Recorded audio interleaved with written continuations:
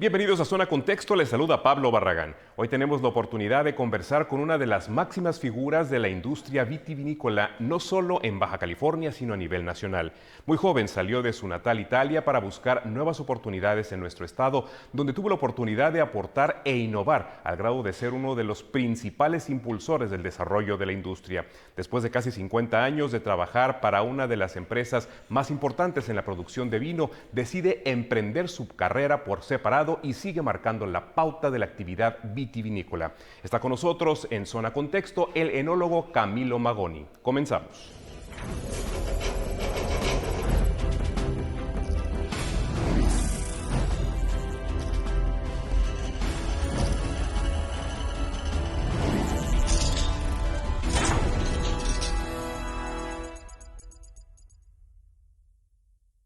Pues es un verdadero privilegio tener con nosotros en Zona Contexto a quien muy bien podríamos considerar como la figura más importante de la vitivinicultura, no solamente en Baja California, sino a nivel nacional. Don Camilo, muchas gracias por estar con nosotros. Muchas gracias, gracias por la invitación, Pablo. Y pues bueno, estamos muy lejos de su tierra natal, de Lombardía. Qué bueno. He escuchado que usted buscaba, a como diera lugar, salir y encontrar nuevos rumbos, pero antes de pasar a ese brinco tan importante, platíquenos cómo fue su vida, su infancia. ¿Su familia estaba dedicada al tema de la producción de la uva? ¿Cuáles fueron sus antecedentes allá en Italia? Bueno, yo vengo de una familia de trabajo. Es decir, mis padres nos enseñaron que el bienestar, el éxito de una persona está concentrada en el trabajo, en el esfuerzo del trabajo y en el ahorro. ¿Ya? Entonces nos crearon con esa filosofía. Toda mi familia se dedicó finalmente a la actividad comercial, ¿ya? Pero mi padre siempre tuvo una actividad agrícola, ¿sí? Y el único, yo creo que por cuestiones de capacidad intelectual, el único que lo siguió, ¿verdad?, fui yo, y de ahí es donde me nace. Tenía un pequeño viñedo, hacía un poco de vino, y de ahí me nació la vocación de estudiar la carrera de enólogo, ¿verdad? Carrera que la fui a estudiar a Alba, en el Piemonte, que es una zona central ahí muy importante, productora de la zona de Barolo y Barbaresco. Y bueno, salgo de la escuela, me contratan en una empresa ahí cuyo dueño era también enólogo, coetáneo de mi padre, y trabajé ahí 3 años, muy a gusto, es decir, muy motivado también. Pero llegó un punto que me pregunté un día, dije, bueno, ¿cuál es tu futuro aquí? Porque si el dueño es enólogo también, pues el que da instrucciones, es decir, el que guía la parte también técnica, pues era él. Tenías que batallar con las tradiciones regionales, es decir, porque todavía era un medio muy cerrado, vamos a decir. Y hacía un par de años, en el 63, que se estableció la denominación de origen de la región de la Valtellina. Entonces, esos 3 factores juntos me obligaron a hacerme una pregunta. Dije, bueno, ¿cuál es tu futuro profesional aquí? Con esos 3 elementos que son difíciles son barreras que son difíciles de romper. Y me dije a mí mismo, pues ¿sabes qué? Vas a hacer un topito de bodega, sí, vete a hacer las cosas. Y ahí tomé la decisión de irme a algún sitio, ¿sí?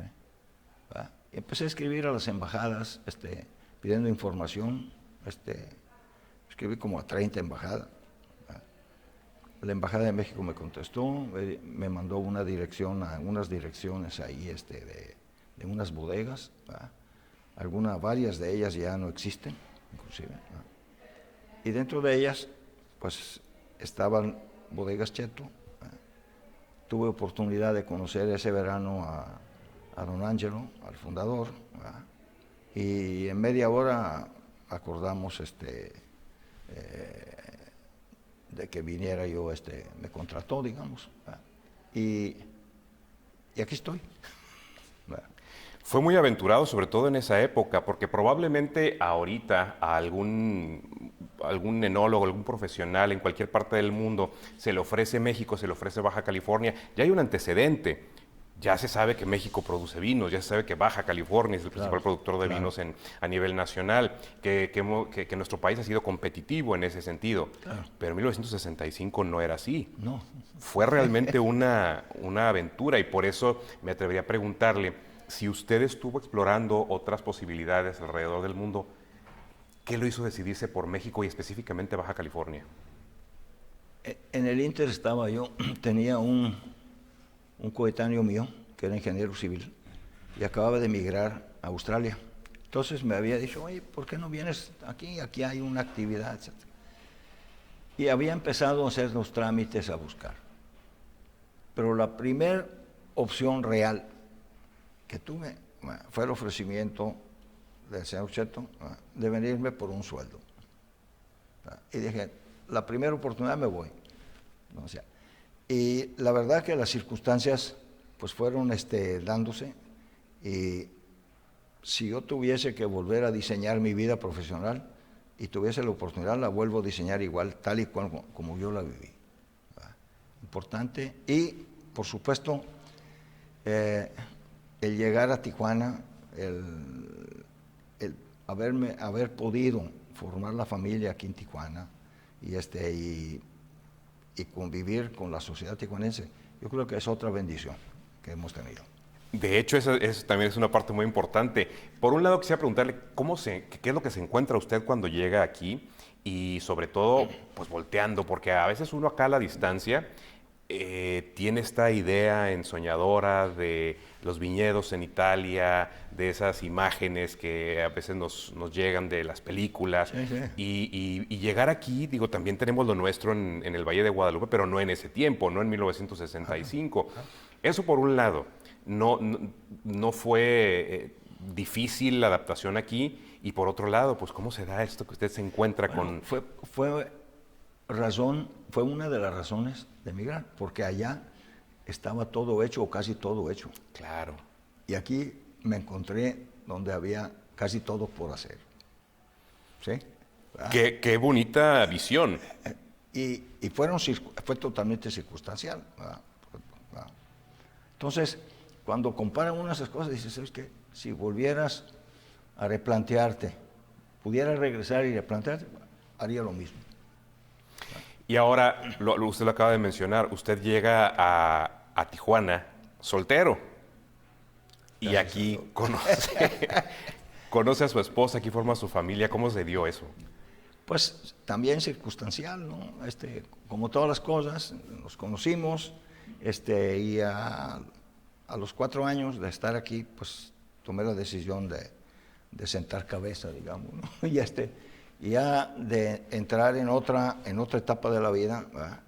Que yo creo que el matrimonio es la consolidación de la vida también, ¿no? Entonces, yo afortunado de haber venido a México, de haber llegado a Tijuana, ¿verdad? De haber conocido a Diana, de haber formado la familia, y pues, ahí seguimos, ¿verdad? Y claro, yo no dejo de darle gracias a Dios la oportunidad que tuve de venir a esta ciudad y de haber encontrado a los tijuanenses. Los tijuanenses tienen un toque, en mi opinión, y lo afirmo en cualquier parte, única. ¿Sí? Y para mí Tijuana es grande no por su belleza, porque no podemos presumir mucho de eso. Claro.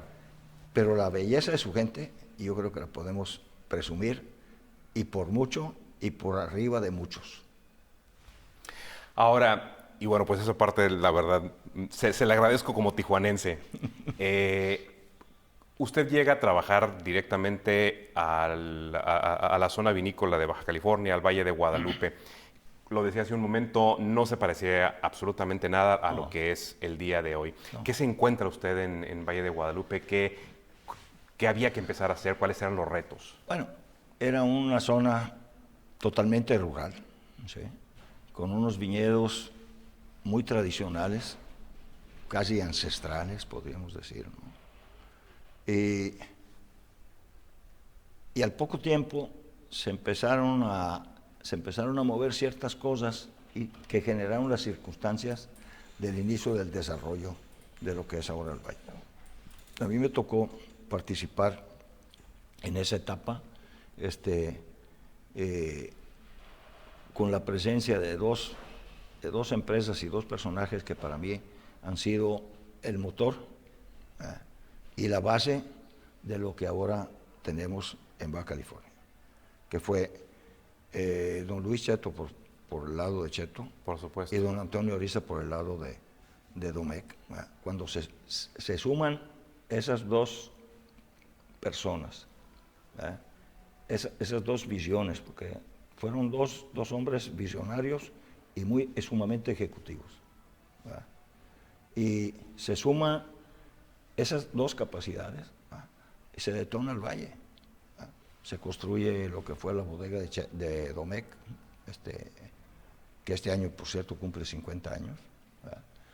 Y enseguida se construye lo que es Vinícola de Cheto, se plantan más de 800 hectáreas de viñedos. Es decir, no fueron nada más ideas, sino que fue una inversión importantísima. Fueron unos capitales que fluyeron y yo tuve la oportunidad de participar en eso, en lo que me correspondía, ¿no? Porque fue un equipo, en todo sentido, que yo, en mi opinión, eso es lo que detonó lo que ahora podemos disfrutar. Pero claro, en aquel tiempo, en Valle de Guadalupe, no había una fondita para comer un taco. Es decir, no había absolutamente nada, ¿no? Entonces, cuando uno ve todo lo que... ¿Sabes qué? Pues las siembras siempre producen, ¿no? Claro. Ahora, aquí también se suma, usted hablaba de estas dos voluntades que se suman, estas dos visiones que son las que trae la empresa de Domecq, una empresa que todos sabemos, empresa española, y la visión de don Luis Cheto.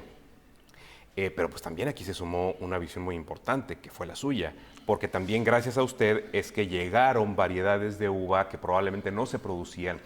¿Cómo encuentra usted esa posibilidad o cómo elige esto sí se puede producir aquí, esto tal vez no, o esto tal vez no sea el momento, y toma el riesgo junto con estos empresarios de comenzar a producir una uva diferente y elevar la calidad, no solamente de la uva, sino del vino?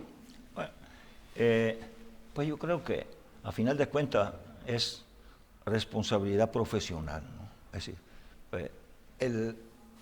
el llegar y ser responsable de una actividad, ¿verdad? Nada más para arrastrar el lápiz, como se dice, ¿no? Es decir, nada más para hacer solamente el trabajo de rutina, no tiene ninguna trascendencia, ¿no? Digo, sigue siendo importante, ¿no? ¿Verdad? Yo siempre, en esa parte, siempre tuve esa inquietud, digamos, de meterme en problemas, ¿sí? ¿Verdad? Y es lo que seguimos haciendo. Es decir, la actividad no se acaba en un día, un mediodía. La actividad es continua. Hoy por hoy, pues sí, estamos en un nivel de conocimiento, en un nivel de reconocimiento importante. Pero nos falta mucho que hacer todavía, ¿eh? Claro, claro. Muchísimo. Es decir, todavía estamos en niveles, digamos, de tecnología, falta mucho que hacer. Faltan centros de investigación, nos falta el compromiso también de todos los técnicos, ¿sí? De contribuir al desarrollo y a la evolución de la zona. Entonces, ahí y seguimos en ese plan y motivados. En la vida, después de la salud, yo creo que en la parte profesional hay algo que yo siempre he odiado, que es la rutina, que es el trabajo diario. Porque la rutina te apachurra, te aplasta, te desmotiva. Es hacer lo mismo todos los días, etc. Yo siempre he tratado de tener algún pequeño proyecto, grande, pequeño, lo que sea. Pero cuando tienes un proyecto, traes la mente siempre ágil y trabajando y pensando. Entonces yo creo que eso es lo que tenemos que hacer todos, ¿no?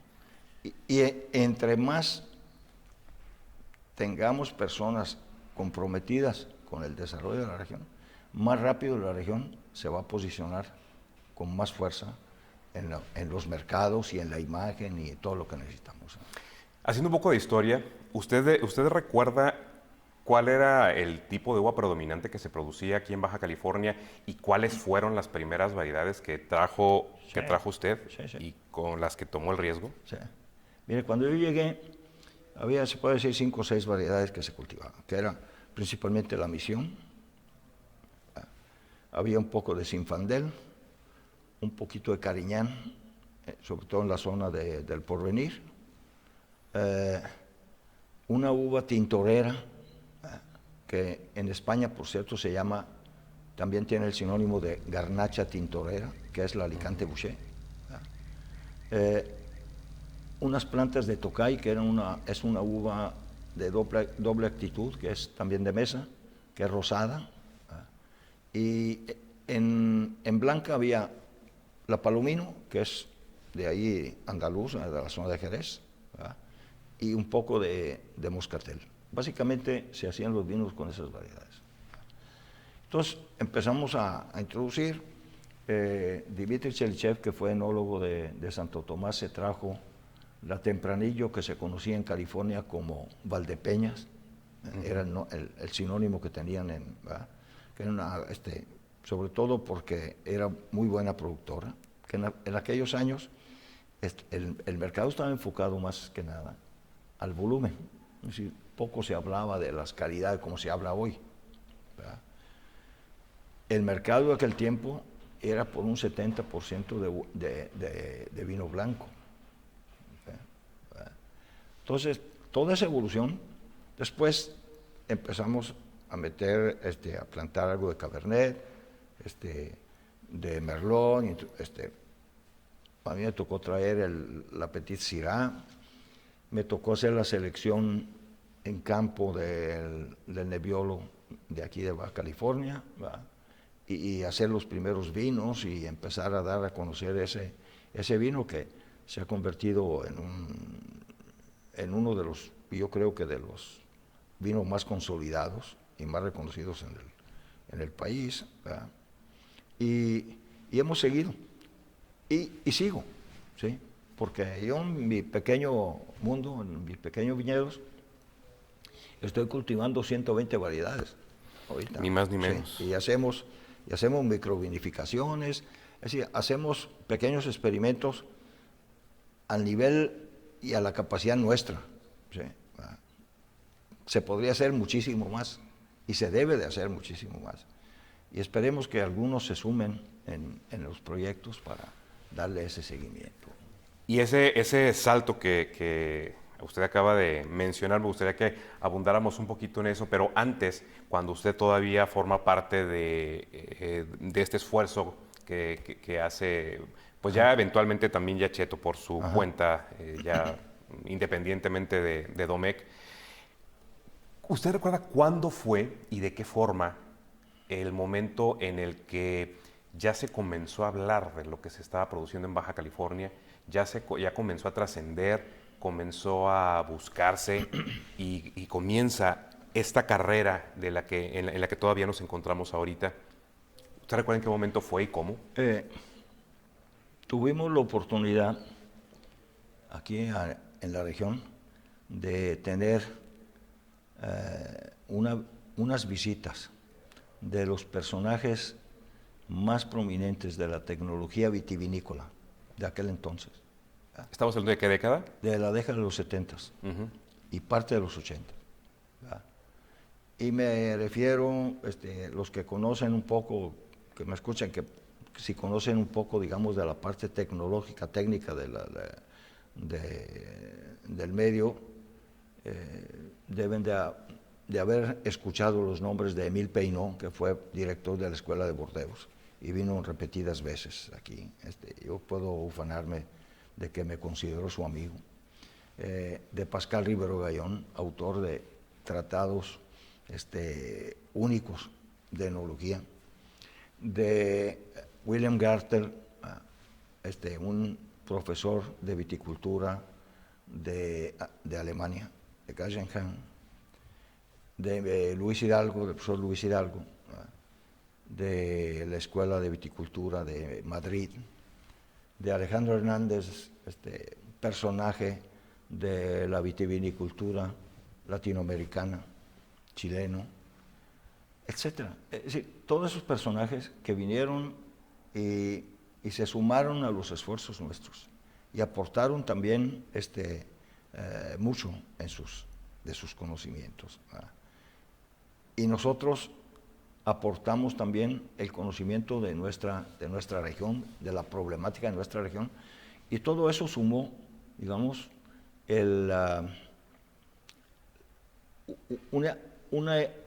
un impulso tecnológico de aquel tiempo, ¿verdad?, que hizo trascender los bienes. Pues tuvimos un evento que posicionó a México ya a nivel internacional, que fue el evento de la OIB, ¿verdad?, en 1980, cuando hubo el congreso aquí en México, aquí en Baja California. Este año vamos a tener el segundo. En aquel tiempo tuvimos cerca de 350 delegados de los países pertenecientes a la OIB, y ahí tuvimos oportunidad de intercambiar opiniones, de conocer a la gente, de darle a conocer los vinos que hacíamos en aquel tiempo, ¿verdad?, de escuchar las opiniones, ¿verdad?, y todo eso nos fue enriqueciendo, ¿verdad?, también para ir más o menos programando el siguiente paso, ¿no? Y los pasos no terminan nunca, ¿eh? No, y estoy consciente de que también todo eso tuvo que estar acompañado de esfuerzos de comercialización, de colocación de las etiquetas, de mucho trabajo que todavía no termina, porque hay mucho que concientizar, inclusive en nuestro país, de que se consuma el vino que produce México. Los esfuerzos que se hicieron de comercialización también internacional. Claro. Que fueron esfuerzos que nos llevaron inclusive a tener reconocimientos de primer nivel en el mundo de primer nivel enológico o vitivinícola, ¿verdad? El haber obtenido el trofeo como el mejor vino del concurso en un Vinalís de París, un concurso que está considerado todavía hoy el número uno a nivel mundial de todos los concursos. El haber tenido un vino como vino del año en el concurso del Wine Challenge de Londres, con un Petit Syrah, cuando era considerado el segundo concurso a nivel mundial. Entonces, todo eso nos ayudó, digamos, a formar la plataforma, ¿sí? Tampoco somos los únicos, ni mucho menos. Claro. Pero esa parte yo considero que nos ayudó a formar la plataforma, y de ahí también después se proyectó lo demás. Una vez me comentaron a mí quién habían sido los pioneros de la vitivinicultura. Y yo digo que los pioneros fueron los que en los años 30, cuando Tijuana tenía 10, 15 mil habitantes, se atrevieron a empezar a hacer vino y a tratar de venderlo, ¿sí? Y fueron 6, 7. En ese tiempo, en la zona de Ensenada, nada más existía Bodegas de Santo Tomás. Todos los demás vinícolas estaban aquí, un par en Tecate, y el resto estaban en Tijuana. Ahí donde está el fraccionamiento Murúa, pues a mí me tocó ver lo que quedaba ahí del viñedo y de la vinícola, de Murúa Martínez, etc. Entonces, pues toda una evolución, claro. El Casablanca fue un viñedo. Donde está ahora la Toyota, el Gandul, fue todo un viñedo. Y hay fotos de eso, ¿no? Sí. Y yo cuando veo lo que está pasando en el valle, ojalá el cemento se pare por ahí. De hecho, desafortunadamente el tiempo se nos viene encima, pero es un tema que también quisiera, aunque sea brevemente, tener su opinión. Pero antes de pasar a ese tema, porque yo sé que tiene una visión usted muy particular sobre lo que está ocurriendo actualmente en la región vitivinícola de Baja California. Si no me falla la memoria, fue 2012, 2013, cuando los que conocemos a las familias que han estado involucradas en esto que se ha construido de la industria vitivinícola en Baja California, nos llevamos la sorpresa de que don Camilo emprendía su camino ya por su cuenta y emprende pues ya la producción de su vino con su nombre, con su etiqueta. Ahorita que lo escuchamos y con esa visión que tiene de siempre estar emprendiendo, pues entendemos su postura, pero ¿cómo se da esa parte? Supongo que no fue fácil ni para usted ni para Cheto. Bueno, pues en la vida todo tiene un inicio y un fin, ¿no? ¿Sí? Yo estuve colaborando con ellos 49 años, casi 50, 49 y fracción. Y claro, cuando estuvimos seguros, ellos y yo, ¿verdad?, de que habíamos encontrado la persona para que tomase la rienda de la parte tecnológica, ¿verdad?, que es Sebastián Suárez, pues ese día yo ya no tenía nada que hacer ahí. Es decir, ya había terminado yo mi función y lógicamente me retiro y se queda Sebastián, y creo que ha hecho una labor extraordinaria, ¿verdad? Entonces, nosotros teníamos unos viñedos, vendíamos la uva, inclusive en los años 90 incursionamos en exportaciones de uva a California, mandábamos uva hasta Toronto, ¿verdad?, para hacer vino. Y pues cuando me retiro, tuvimos casualmente unos excedentes de uva sin vender.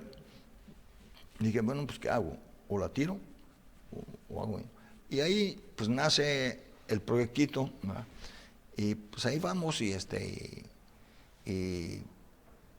no me quejo. No, pues claro que no. Digo, Casa Mahagoni se ha colocado bastante bien y hemos tenido la oportunidad de ver sus vinos en México y en diferentes partes de México y también en el extranjero. Así Sí, que, pues no es un proyectito, ha hecho bastante, ha crecido bastante Casa Mahagoni. Pero no es nada más el esfuerzo, es decir, ya de ahora ya no es el esfuerzo mío. Es decir, yo estoy ahí pues todavía, ¿no? Pero tengo que reconocer que hay un esfuerzo grande de mi familia. Están casi todos involucrados, ¿verdad? Mónica está en la parte de administración y los demás también tienen sus obligaciones. En bodega tenemos a una enóloga, se llama Karina Hernández, que tiene una experiencia ya de más de 10 años, 2 años con nosotros. Y son las nuevas levas que van a tener que seguir adelante y cargar con las responsabilidades, ¿no? Y les deja un enorme legado. Don Camilo, antes de que se nos termine el tiempo y esta parte que usted medio mencionó ahorita y que se me hace muy importante, de hecho me gustaría que más adelante tuviéramos la oportunidad de platicar más a fondo sobre este tema, y es, ustedes empiezan a trabajar y tal vez nunca vieron lo que se dejó venir con toda la producción vitivinícola que tiene actualmente la región de Valle de Guadalupe, porque ya su vocación no es nada más vitivinícola. Valle de Guadalupe es uno de los puntos de atracción turística más importantes de México, y eso ha venido con un precio. Se ha tenido que pagar un precio. Pero el precio, yo siempre me pongo una pregunta. El día que el Valle de Guadalupe no tenga viñedos, ¿vamos a seguir manteniendo el atractivo turístico? Digo, las bodegas se pueden tener, Si puedo producir la uva en otra parte y hago la uva ahí.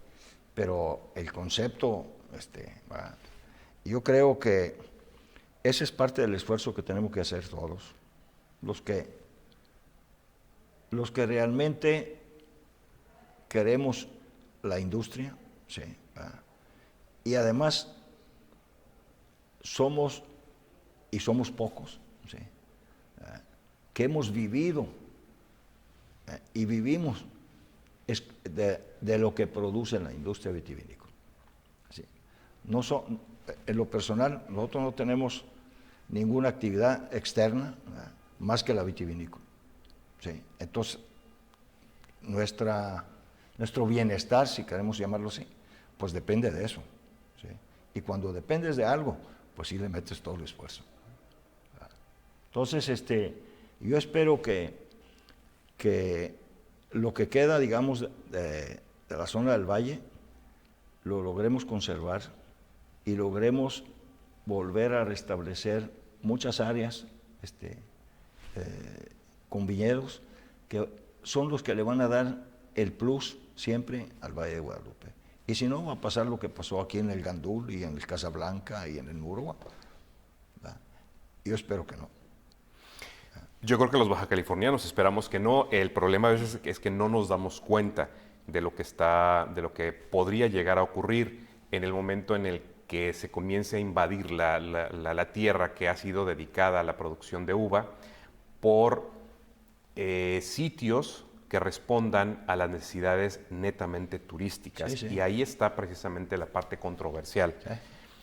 Nos encanta que nuestro Valle de Guadalupe sea un atractivo turístico, pero tenemos que cuidar esa parte. Exactamente. Tenemos que cuidar esa parte porque yo cuando veo, digo, y no es una crítica, ni quiere ser una crítica, porque a veces se tiene uno que limitar en los comentarios, ¿no? Pero no estoy de acuerdo, y lo puedo decir públicamente y frente al que sea, no estoy de acuerdo que en las bodegas se esté en las áreas de gastronomía ligadas a la bodega, se esté vendiendo cerveza, se esté sirviendo cerveza, se esté sirviendo mixología. ¿Sí? Se pierde un poco el enfoque de lo que es. Claro. Esa parte yo creo que la debemos de defender. Y si hay algo que no sea vino, que sea algo derivado de la uva. Todo lo que es derivado de la uva, yo lo aplaudo. Lo demás, tengo mis reservas. Pero creo que tenemos la forma de darnos cuenta, don Camilo, de eso es lo que usted se refiere, porque estamos al tanto de situaciones que se han dado últimamente que ponen en riesgo el uso de suelo de Valle de Guadalupe para propósitos que no son los que deberían de ser, y es esa parte donde si queremos realmente preservar esta joya que tenemos en Baja California, tenemos que estar muy atentos y escuchar a los que saben, como usted y los que construyeron esta industria y esta tradición vitivinícola. La proyección, porque lo que se hizo, otra vez, lo que se hizo, ya se hizo. ¿Sí? Uh-huh. Es un pasado que se recuerda con mucho cariño y con orgullo, ¿sí? Pero yo siempre digo que la historia tiene que ser catapulta del futuro, porque si es nada más anclada a la historia, pues nos morimos de hambre. ¿Sí? ¿Verdad? Entonces el valle requiere, hay todavía superficies importantes. ¿Sí? Necesitamos resolver el tema del agua, Así ¿sí? es. Que es solucionable, ¿sí? ¿Verdad? Y necesitamos también la voluntad de la industria de a de veras, de invertir otra vez con ese impulso que tuvimos hace 50 años. ¿Sí? Ese sería un salto que va a defender lo que queda del valle que se tiene que defender. Pues como lo dije antes, es una responsabilidad de todos los bajacalifornianos que amamos a nuestro estado, que amamos a nuestro Valle de Guadalupe, y pues bueno, da mucho de qué hablar, pero aquí lo importante era hacer un reconocimiento, un humilde reconocimiento desde nuestra parte a lo que ha hecho usted. Independientemente de lo que han hecho otras personas y empresas, lo que ha hecho usted, un italiano que llega, se hace mexicano en todos los sentidos y nos aporta muchísimo, nos deja un legado, don Camilo, que es para toda la vida. Así que muchas gracias. Pues estamos. Muchas gracias por todo. ¿Verdad? Gracias nuevamente por habernos acompañado y gracias también a ustedes por estar con nosotros. Les recordamos la invitación a que estén muy atentos en nuestras redes sociales, donde ustedes podrán enterarse de todo lo que tenemos preparado para ustedes en Zona MX y también que si ustedes conocen a alguien que tenga algo importante que compartir con nosotros, todos lo hagan saber, podría ser nuestro próximo invitado en Zona Contexto. Hasta la próxima. Muchas gracias.